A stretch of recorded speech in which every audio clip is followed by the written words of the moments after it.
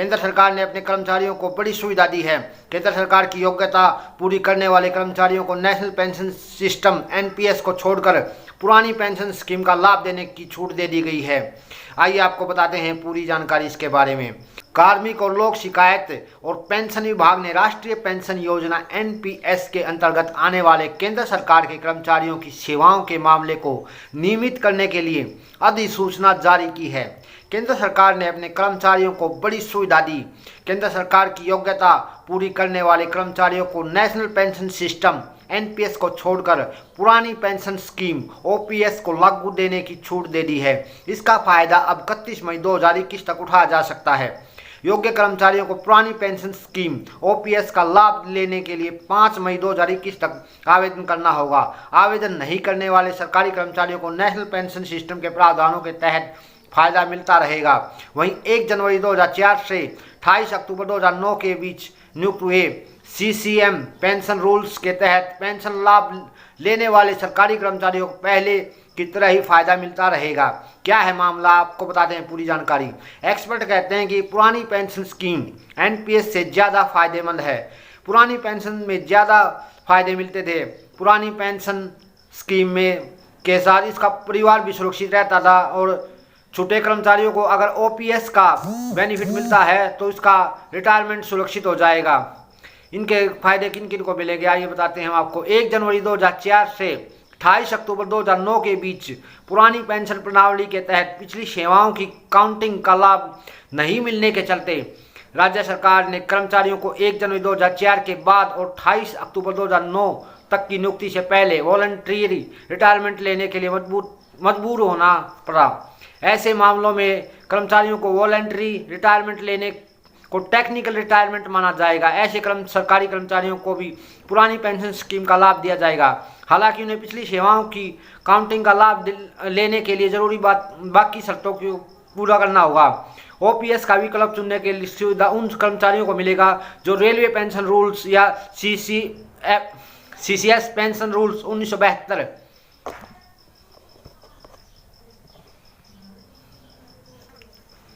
जो railway pension rule या CCS pension rule 1972 के साथ साथ पुरानी पेंशन स्कीम के तहत आने वाले दूसरे केंद्रीय संस्थानों या सीसीएस पेंशन रूल जैसी पुरानी पेंशन स्कीम के तहत आने वाले राज्य सरकार के विभागों या स्वायत्त संस्थाओं में 1 जनवरी 2004 से पहले नियुक्त किए गए थे। इसके बाद उन्होंने केंद्र सरकार के पेंशन भोगी विभाग या कार्यालय या केंद्रीय स्वायत्त संस्थान में नियुक्ति के पिछली नौकरी से इस्तीफा दे दिया था।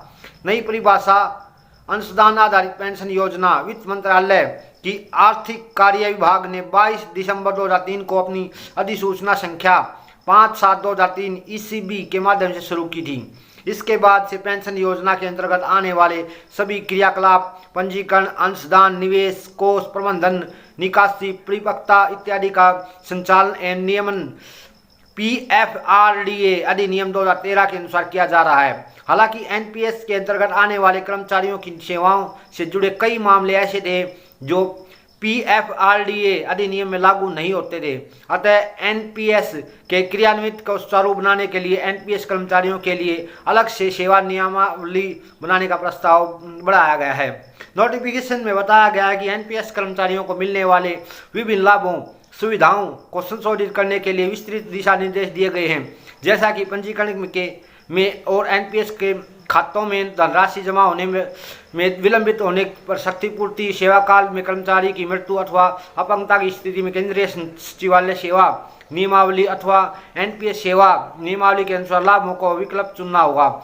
सेवा अवधि पूरी होने अथवा सेवा नियुक्ति के बाद